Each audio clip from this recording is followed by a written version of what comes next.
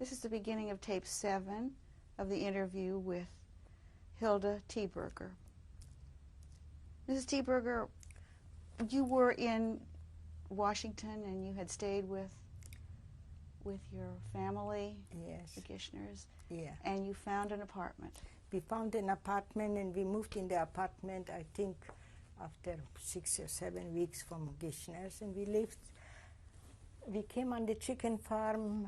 He was 4 years in America, here in Washington, 4 years. So we came here in 69. 69? Wait a minute. I'm mixed up with the years already. 59. That's all right. Just say about the number of years. It doesn't Well, matter. it what was, year. I think, in 69 we came. We came to America on the April the 19th in 69, in 49, and we stayed here 4 years, 53, 52 or 53. We went to New Jersey. You had. I understand that you had 3 children. Yes, I had 3 children. Renee died. That was the oldest one, who was born before the war.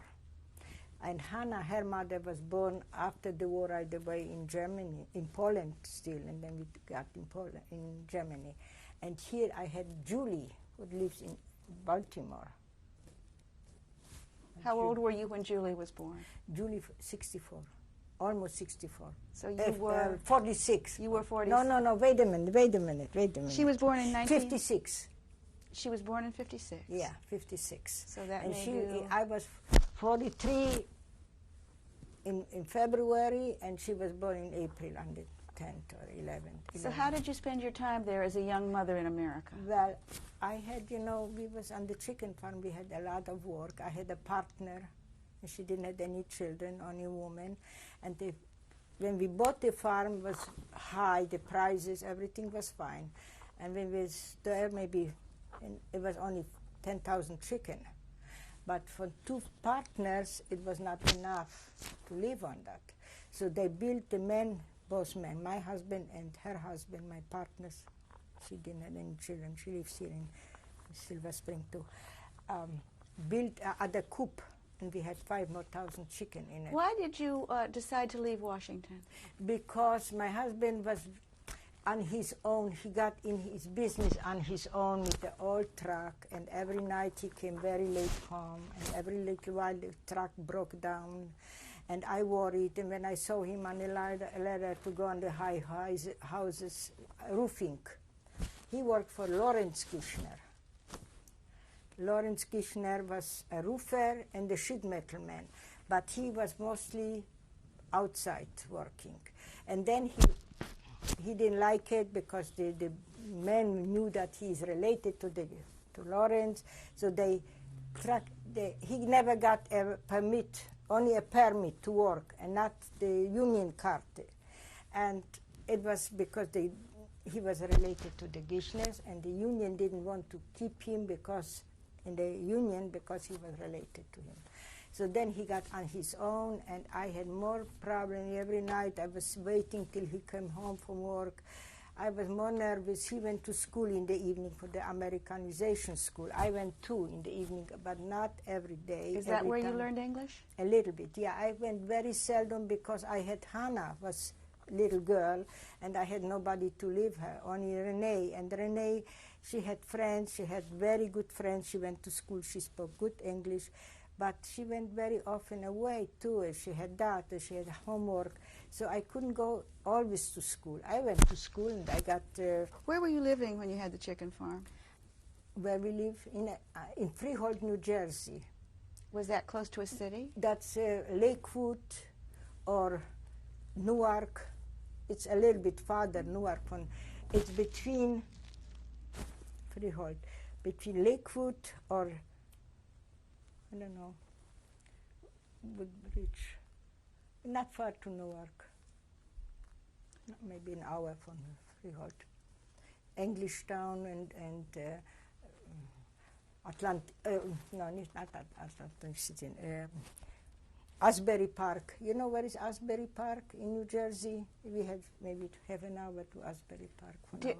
Did you have any connection with the synagogue at this time in your life? My husband was always in Freehold. He was a minyan man. Every morning he went. And after the war, my husband got very religious. His parents was religious, but he was a young man. He was not so religious. I mean religious. He was working here, there, and he. But when we get after the war, he said he has to thank God that he found me, and he had these children. And how about you? And me, I take everything, whatever comes. I am, what shall I say? Whatever comes, I say thank God. And that went for the Holocaust too? I mean, yeah, well, I tell you. It didn't interfere with your faith? Well, it didn't interfere with their faith, no. I tried to be, when my husband was alive, I went with him every Saturday in the synagogue. Now, he picks me up, but he goes so early in the morning, and then I'm not to him, and he's not to me. We are very good friends. He helps me a lot. He takes me doctors. This is your friend who visits you now? Yes. Now and then, yeah, now. Yes. And he wants the best. If I don't answer the phone, he comes running with the car. He thinks something happened to me. When did your husband die? My husband died in 1987. 10 years was on the 1st of January this year. It was 10 years when he passed away. And he worked forever. He worked for the Smithsonian. He worked he made flower pots. I saw him from copper and brass here. He built a shop. He had a heart condition. And he had a shop in Kensington for many years. But then when he had his bypass, he couldn't afford to pay that high rent there. And they raised him. And so he built on the garage, and he worked here in the garage, and he made lamps for M Street. There is a lamp maker. I think I see one over there. Well, that's it. But he made mostly lamps like that, all over in wherever you ask, they have lamps from him. Mostly in Virginia, I don't remember. Even my nephew one time went to Jacob with the boys.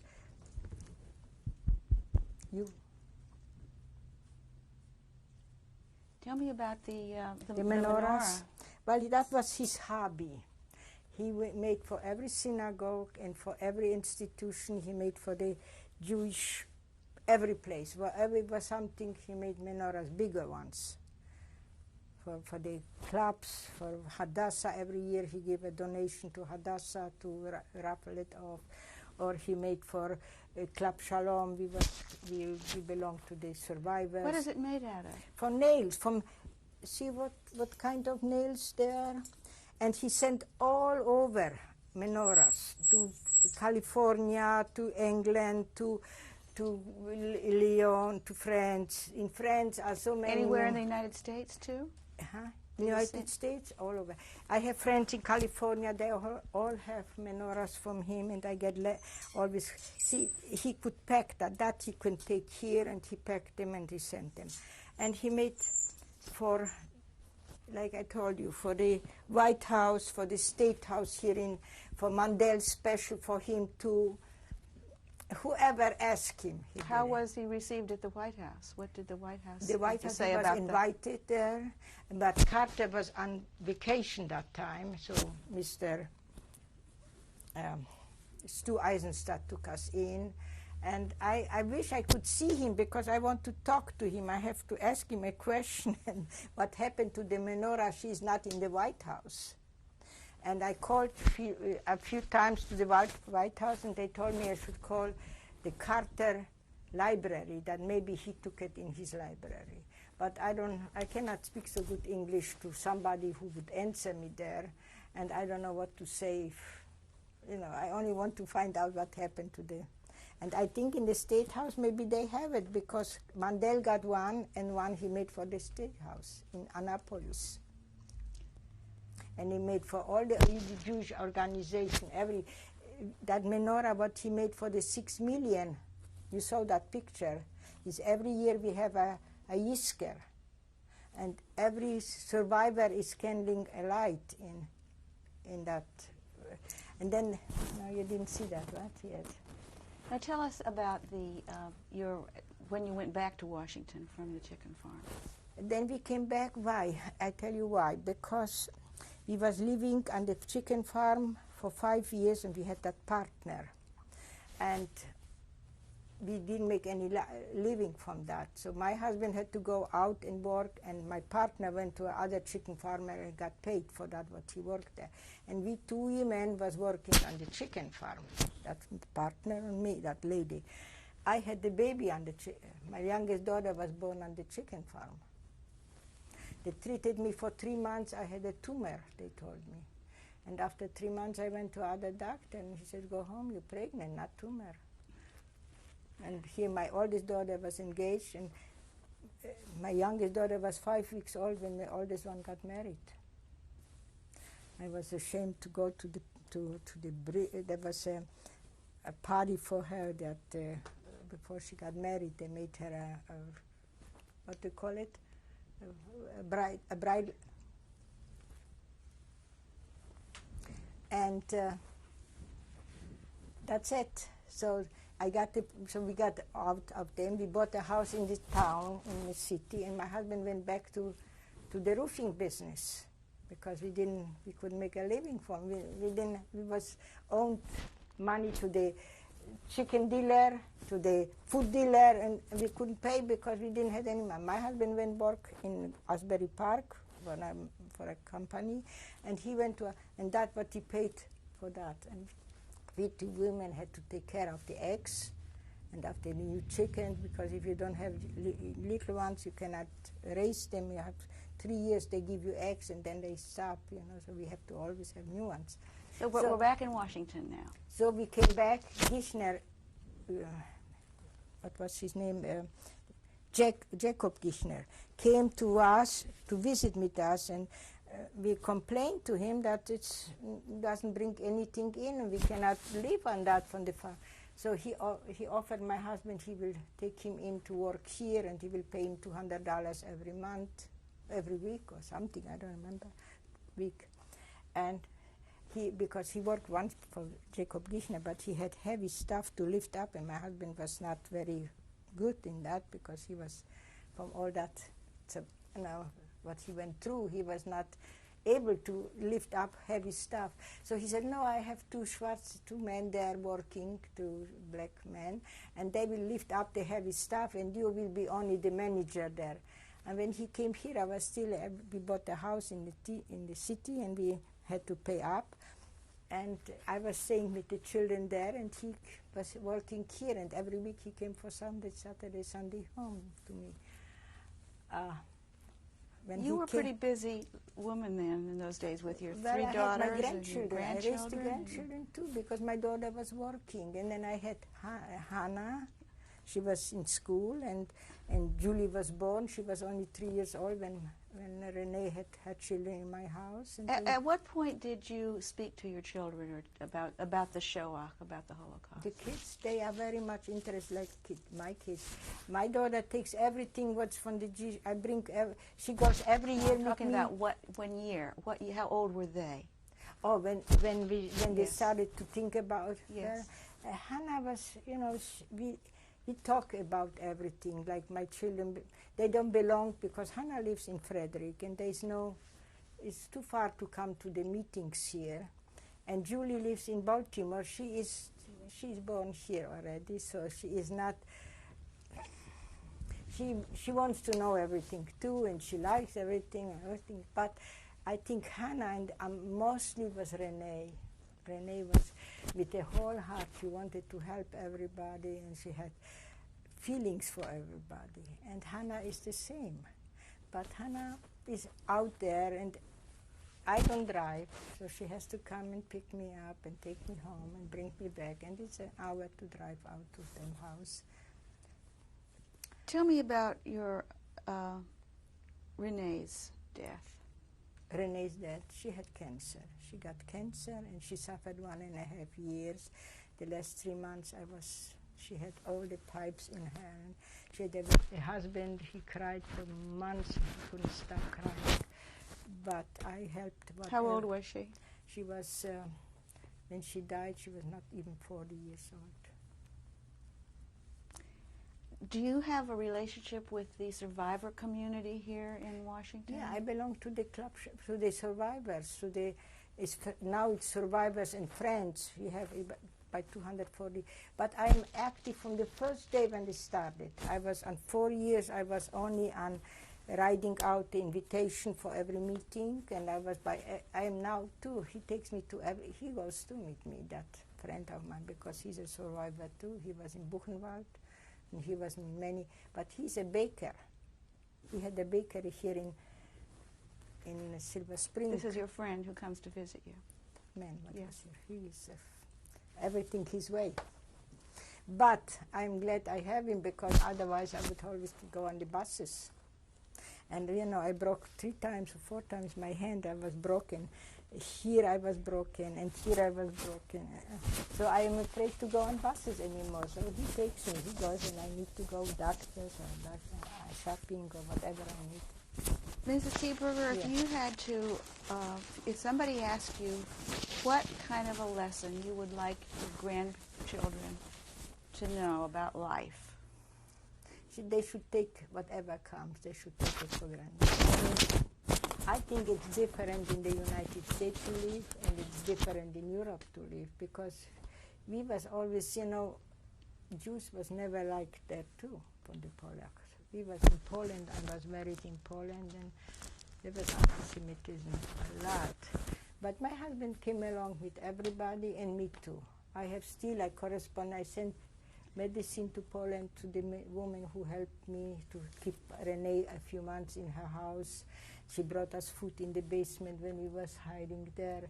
The woman, she died, but her daughter is still alive. She was the age with Renee, and they took her to the church, and somebody recognized her, and they said to that woman who brought her there with her daughter, he said, not Erwin's daughter, because she was beautiful black hair, and she was afraid that they can report her, that she has somebody, a Jewish kids in the house. So she brought her back to Mrs. David. She took her from Mrs. David to her house one time, and she kept her maybe for 3 weeks there. But now she writes to me, she needs packages, she has nothing to wear for the winter, that woman there. I would send her, but 10 pounds is $40, the shipping, and I cannot afford every little while to. And then, what is 10 pounds? I wanted to send her a coat, a warm coat. I have so many coats I would live. But $40 for a coat to send, so I sent her. When I sent medicine, I put in money, $20 or $30, I roll it in and I stick it in that. if your husband were alive now, Irving, Yeah.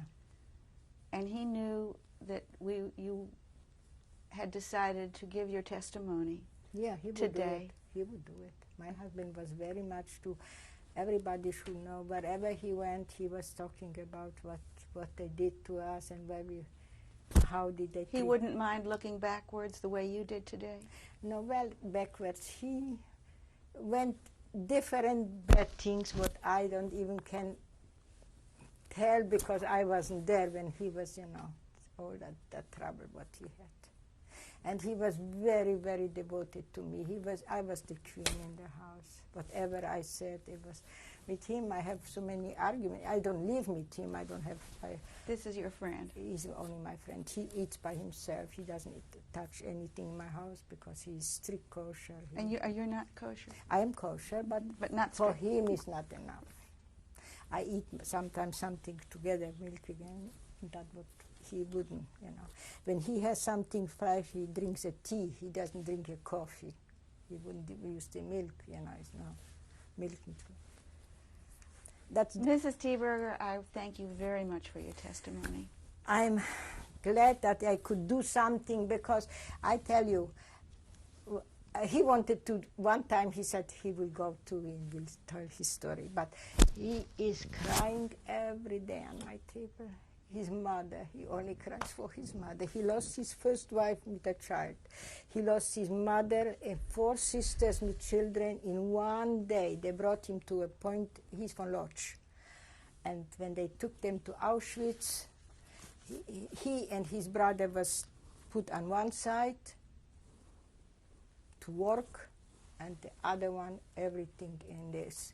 And he only cries because he thinks, because the trains was sometimes 10 days on the road with the people in the wagons what had no windows, only that little one like for the horses or for the cows, and they were screaming till they come to Auschwitz, because they all came to Auschwitz, his family, and they were screaming for a drop of water.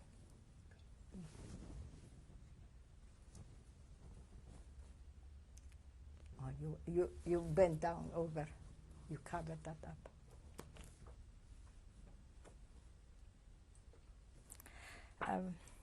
I want to introduce my childhood. That's the maid who was our maid, Zuzka, I don't remember her name. And my sister, the next one, Annie Goldberger. Then it's me, Hilda Thieberger, born Goldberger, and my brother Eric Goldberger.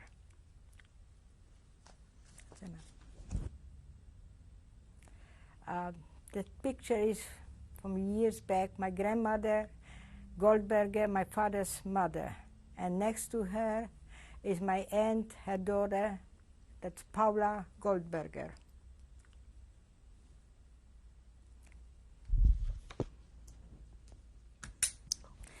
That's my uncle Karl Goldberger, the younger brother of my father, and his wife Regina Goldberger. And what happened to her? He went to Russia, and she went to Auschwitz with her daughter, and he went with his son to Russia. They took him to Russia, but what happened? He never came back from there.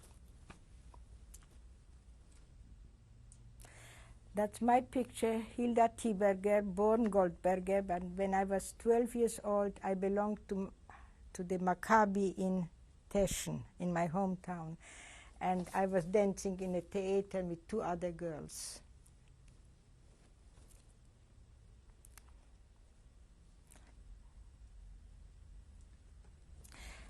On that picture, I was in the lager, in working lager, Arbeitslager, in Billitz on the Bleiche, the street they work. And I am the second from the left. Is it from the left, from that side? And my daughter Renee is on the bottom, the little one, between 2 men. And my husband is behind without hair. Does he have hair? He never had hair on his.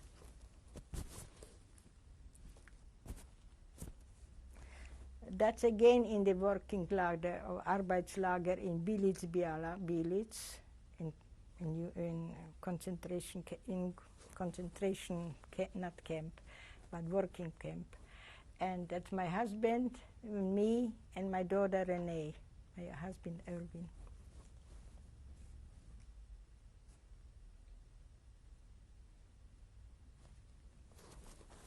That's me, again, Hilda Thieberger, born Goldberger, and that was a picture in 1944 by Mrs. David when I was hiding in her house. By Mr. and Mrs. David. That was Paul and Regina David in Billitz, where we was hiding, and they saved by 25 Jewish people their life. But they're both deceased already.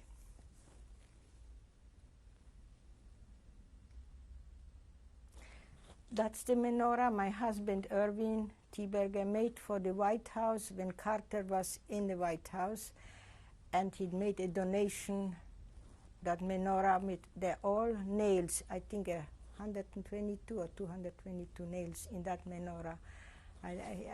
It's a writing about that, how many nails he put in, because he described everything. And he died in. And that's a picture of the White House in the, I don't know, that was the room from, there was 2 presidents, the same name, and Mr. Eisenstadt took us in because Carter was on vacation, President Carter. So we was invited, and Stu Eisenstadt took us in and made the whole. What was the occasion? Why were you there? Well, you see, we made first one for the State House, and somebody told somebody in the White House that he made a menorah for the State House. Mr. Taub, I don't know if you know Mr. Taub, Herman Taub. He was the one who took us to the State House. And somehow they found out and they called and they wanted to have it in 1 week to come in. And my husband was so fast with 1 week, he was day and night working because so many. Thank you very much for your testimony, You're welcome. Mrs. Thieberger. That's my husband, Irving Thieberger. He passed away 10 years ago, or shall I say that? I don't know. And he was this craftsman, and he worked with everybody and for everybody, whatever they asked to, he made. He was a very handy man.